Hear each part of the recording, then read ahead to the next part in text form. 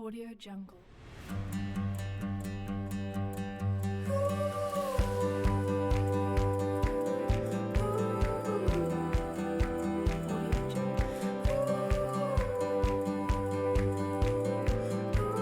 Kembali lagi di channel kita, di channel kimia, pelajaran kimia pada pagi hari ini. Bersama saya Martin akan mengajarkan tentang kimia pada pagi hari ini. Baiklah, pada pagi hari ini kita akan membahas lanjut tentang kimia unsur, khususnya untuk unsur golongan transisi. Mari langsung kita bahas. Unsur-unsur transisi yang kita bahas pada kali ini khususnya ada di unsur transisi periode keempat. Siapa aja itu? Di sini sudah saya sajikan. Ya kan, dimulai dari golongan 3B, yaitu ada skandium. Di sini sudah ada simbolnya Sc, nomor atom 21. Kenapa golongan 3B? Karena dia konfigurasi adalah argon 18, 3D1, 4S2 dengan elektron valensinya adalah 3. Maka dia adalah golongan 3B. Nah, lalu ada titanium dengan simbol Ti yang nomor atomnya 22 dan konfigurasinya yang elektron valensinya adalah 4. Berarti dia adalah golongan 4B. Kenapa ini golongan B? Karena elektron valensinya itu jatuh di subkulit D terakhirnya ya. Nah, lalu ada vanadium dengan simbolnya masing-masing, ada kromium, mangan, besi, kobalt, nikel, tembaga, dan zinc. Dan zinc ini sendiri itu dia ada di golongan 2B. Oke.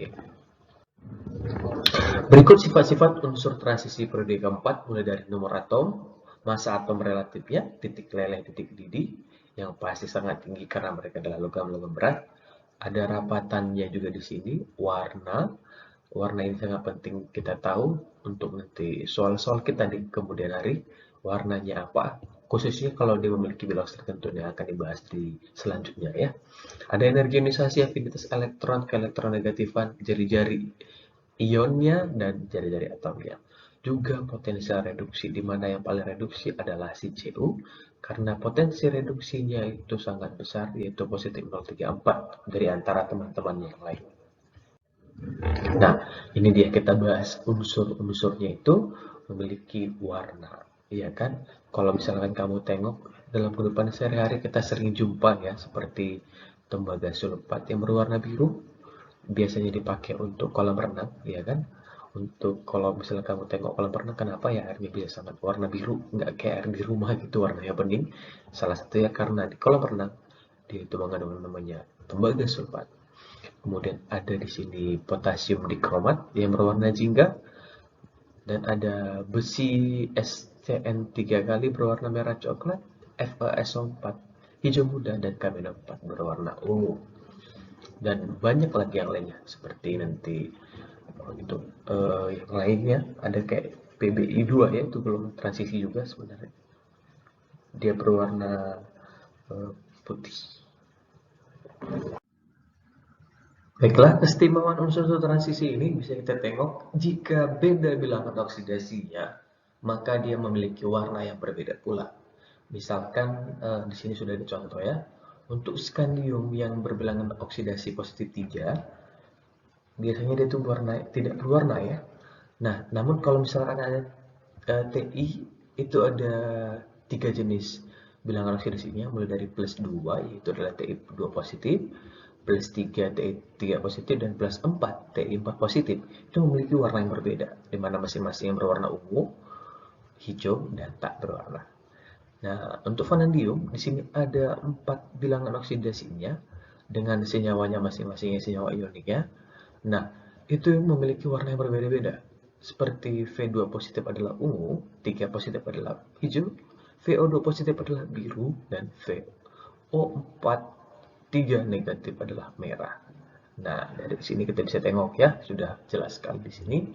Ada di sini besi 2 dan besi 3 juga yang berwarnanya masing-masing berbeda. Fe2 positif hijau muda dan Fe3 positif hijau kuning. Ada kobalt yang positif 2, kobalt 2 positif adalah coklat, dan yang kobalt 3 positif adalah biru. Nah, jadi inilah keistimewaan dari unsur transisi. Dengan biloxnya yang banyak, dia memiliki warna yang berbeda pula. Bilangan oksidasi unsur transisi periode keempat. Unsur-unsur transisi periode keempat merupakan unsur logam yang secara umum bilangan oksidasi atomnya selalu positif.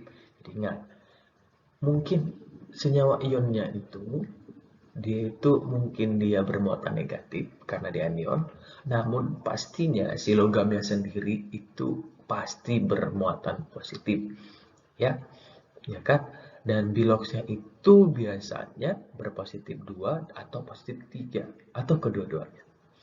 Apabila atom unsur transisi berikatan dengan unsur oksigen, maka atom unsur tersebut menunjukkan variasi bilangan oksigen yang berbeda-beda dan memiliki keelektronegatifan yang tinggi. Bilangan oksidasi atom unsur periode keempat yang berikatan dengan oksigen adalah sebagai berikut. Nah, jenis oksidanya ini ada SCO3, Ti2O3, V2O3, CrO, ya kan? Nah, mangan yang memiliki bilangan oksidasi terbanyak mulai dari MnO, Mn2O3, MnO2, dan MnO3 dan Mn2O7. Besi sendiri dia cuma punya dua, yaitu FeO dan Fe2O3. Nah, di sini ya. Ion kompleks. Unsur transisi secara umum berwarna dan dapat membentuk yang namanya kompleksometri yang dapat terionisasi menjadi ion-ion kompleksnya. Contoh, kalau kamu bisa tengok pada saat normalnya CuSO4 yang direaksikan dengan amoniak akan menghasilkan senyawa kompleks di sini. Dan juga ada senyawa kompleksnya tadi itu akan dijadikan menjadi ion kompleks, yaitu seperti ini, ya kan? Nah, apa itu senyawa kompleks sebenarnya? Senyawa kompleks adalah senyawa atau molekul atau ion yang membentuk ikatan kovalen koordinasi dengan atom atau ion logam. Kompleks dapat berupa ion positif, ion negatif, ataupun dia adalah molekul netral. Di alam banyak diperoleh senyawa kompleks yang merupakan hasil sintesis dalam tubuh manusia ataupun makhluk hidup. Misalkan hemoglobin dalam manusia di dalam darah merupakan senyawa kompleks dari besi porfirin ya, maksud saya FeC21H25O2N3. Struktur ion kompleks. Menurut Alfred Werner yang merupakan pemegang Nobel pada tahun 1913 atas penelitian tentang senyawa kompleks yang terkenal dengan teori koordinasi. Menurutnya menyatakan bahwa ion kompleks itu dapat berubah kation ataupun anion. Berikut adalah kation dan anion kompleks. Kation itu selalu bermuatan positif dan anion merupakan bermuatan negatif. Di mana di sini ion kompleks itu terdiri atas dua, ada namanya atom pusat dan ada namanya ligan. Karena kita bahas transisi, biasanya atom pusat itu, kalau kamu mau mencari, atom pusat itu biasanya adalah si logam-logam golongan transisinya sendiri. Sedangkan ligan adalah molekul-molekul atau ion lain yang mengikat atom pusat, yang mengisi orbital side biasanya ya dari si atom pusat. Nah, jadi seperti ini berarti kation kompleksnya itu dia memiliki atom pusatnya Ag, perak ya, dan memiliki ligannya adalah NH3 amoniak. Begitu selanjutnya ya. Nah, juga ion kompleks itu ditandai memakai kurung siku biasanya. Nah, sedangkan ligan-ligannya memakai kurung biasa. Tata nama ion kompleks. Jadi kalau untuk mengetahui tata namanya, maka kita harus tahu dulu ion kompleksnya itu apa gitu namanya ya kan. Nah, untuk nama-nama ligannya itu ada di sini. Untuk amonia itu kita buat nama ligannya adalah amina. Sedangkan untuk air itu namanya aqua. Kalau dia karbon monoksida, kita buat karbonil. Kalau dia NO adalah nitrosil. Nah, kalau yang dia udah panjang seperti ini, namanya adalah etilenam diamina atau disingkat dengan N, gitu ya.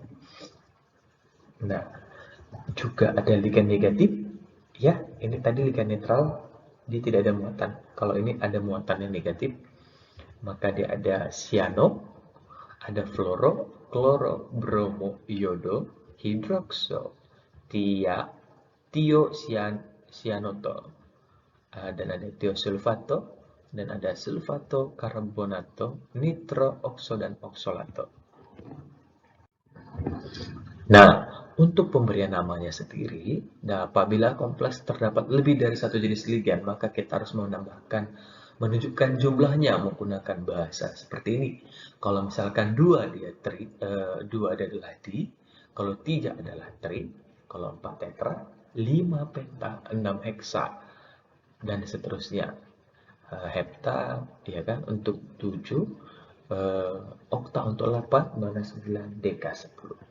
Nah, jika ligan itu mempunyai awalan seperti etilena diamina, ya kan, maka kita harus menggunakan kata bis untuk 2, tris untuk 3, tetrakis untuk 4, pentakis untuk 5, heksakis untuk 6, dan seterusnya. Dan ingat, nama ligan itu harus diletakkan dalam tanda kurung. Jadi contohnya, misalnya kita buat di sini adalah CON 3 kali BR 3 kali, itu merupakan tris etilenadiamina kobalt 3 bromida. Kenapa kobalt 3? Karena ini kobaltnya itu dia berbilox 3 positif. Ya, contoh yang kedua, kobalt N2H2OCnCl2 itu namanya adalah aqua cyanobis etilenadiamina kobalt 3 klorida. Nah, yang di dalam kurung ini untuk yang etilenediamida ya. Pemberian nama untuk yang kompleks bermuatan positif.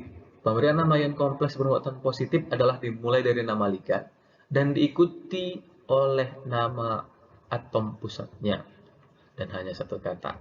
Dan ingat, nama ligan di sini harus sesuai dengan alfabet. Jadi kalau misalkan ada dua ligan yang dimilikinya, seperti ada amin dan juga ada kloro, maka aminlah yang duluan ditulis. Ya kan, kita buat contohnya seperti di bawah. Misalkan di sini ada AgNH3 2 kali, maka dia itu Ag-nya pasti ini berbilangan oksidasi plus 1 ya. Maka namanya dimulai dari nama liganya dulu dan jumlahnya jangan lupa. Ion diamina perak, ion diamina. Di menyatakan bahwa aminnya itu ada 2, lalu masuk nama atom pusatnya perak 1. Nah, lanjut yang kedua adalah ion heksaamina besi. Kenapa heksaamina? Karena heksa itu menyatakan bahwa aminnya itu ada 6. Nah, kemudian ada besi dan ada ligannya H2O4 kali. Nah, di sini ada 2 ligan ya. Kalau ada 2 ligan, maka diutamakan alfabetnya untuk ligannya. Maka aquo itu di luar daripada kloro. Berarti namanya adalah ion tetraaquo karena aquonya ada 4 ya. Di kloro. Kenapa di kloro? Karena di kloronya ada 2 besi. Dan jangan lupa bilangan oksidasi atau pusat ya ditulis ya. Besi 3. Dan ada di sini ada amin dan ada siano dan ada bromo. Berarti di luar amin, baru bromo, baru siano. Berarti namanya adalah ion tetraamin, aminnya ada 4 ya. Bromo, bromonya ada 1. Siano, sianonya juga ada 1 ya. Kobalt 3. Kenapa 3 kobaltnya? Karena di sini kalau kita hitung bilangan oksidasinya adalah plus 3 si kobaltnya. Oke. Bagaimana untuk muatan negatif? Sama saja, hanya nanti ada ditambahi dengan akhiran, ya. Jadi di sini pemberian nama ion kompleks dimulai dari nama ligannya sesuai alfabet, kemudian diikuti oleh nama atom pusatnya dan ditambahi kata akhiran at. Bilangan oksidasi dari atom pusat ditulis dengan bilangan Romawi. Jangan lupa dibuat tanda kurung ya. Contohnya misalkan ada AgCN2 kali negatif ya. Berarti namanya karena dia negatif di atas ada pakai imbuhan at. Berarti namanya ion dicyanoargentat. Nah, dicyano menyatakan cyanonya ada 2, argentat itu dari si perak sendiri ya, namanya si perak adalah argentat ditambahkan at berarti argentat dengan bilang oksidasinya plus 1. Lanjut, ada di sini CuOH 4 kali 2 negatif, menandakan kalau dia adalah anion yang bermuatan minus 2, maka namanya adalah tetrahidroksokuprat. Kuprat itu dari kata kuprum ya, si Cu. Nah, kuprat 2. Lanjut, ada ion di aqua tetraiodo-kromat. Nah, di aqua menyatakan H2O-nya ada 2 ya. Tetraiodo, ya udah, iodonya ini ada 4, tetra, jadi dekat. Kromat adalah nama si atom pusatnya, karena ditambahkan imbuhan A, dan bilangan oksidasinya +3. Lanjut di sini ada ion diamina tetracyanokobalt. Nah, ingat harus sesuai alfabet, amina dulu, baru cyano. Jangan lupa jumlahnya ya. Aminnya ada 2, cyanonya ada 4. Dan kobaltnya pakai imbuhan A. Dan juga jangan lupa biloxnya positif 2. Ada juga yang berbentuk ion kompleks netral atau non-ionik. Pemberian namanya sama. Dan pemberian nama kompleks negatif dan hanya satu kata. Contohnya seperti berikut. Tetraamina trinitrokobalt 3. Dan ada di sini di aqua di bromo zinkat 2, ya kan. Oke. Nah, itu kalau dia bukan ion, dia adalah kompleks netral. Dan ada juga kalau dalam bentuk garam kompleks. Garam kompleks contohnya seperti ini masih sama juga. Tinggal kita tengok ya. Dia itu sebenarnya ion kompleksnya itu adalah kation atau anion. Kalau dia ion kompleksnya adalah kation, maka tidak usah pakai akhiran -at. Tapi kalau dia adalah anion ion kompleksnya harus pakai imbuhan -at. Contohnya seperti berikut. Dari mana kita tahu dia kompleksnya kation atau anion, Pak? Cara menengoknya adalah tengok kurung sikunya. Jika kurung sikunya berada di sebelah kanan biasanya, ya kan, di sebelah kirinya itu nggak ikut kurung siku, maka dia adalah anion, berarti pakai imbuhan A. Tapi kalau kurung sikunya berada di sebelah kiri nantinya dan sebelah kanannya nanti istilahnya tinggal diionisasi. Kalau dia belum menjadi positif, maka dia adalah kation. Kalau dia tidak menjadi negatif, ion kompleks yang dalam kurung ini, kurung siku, maka dia adalah ion negatif. Hanya ion negatif yang pakai akhiran A dan juga ion netral ya. Oke. Nah, contohnya seperti berikut. Ini adalah kalium heksacyanofera 2 atau kalium bisa diganti dengan nama potasium. Kalium dan potasium itu bisa sama ya. Nah, heksacyanofera karena ion kompleksnya merupakan anion di sini. Berarti dia pakai imbuhan A. Lanjut ada sodium heksabromokobalt 3 juga di sini ya. Oke. Baiklah, demikian dulu pembelajaran pada pagi hari ini. Terima kasih telah menyaksikan dari awal sampai akhir. Nah, jangan lupa subscribe, like, dan share ini video untuk membantu teman-teman yang lainnya mempelajari kimia. Demikian dulu hari ini. Mohon maaf jika ada salah kata. Sampai jumpa di video-video selanjutnya. Stay tuned on us. Salam sehat. Sampai jumpa.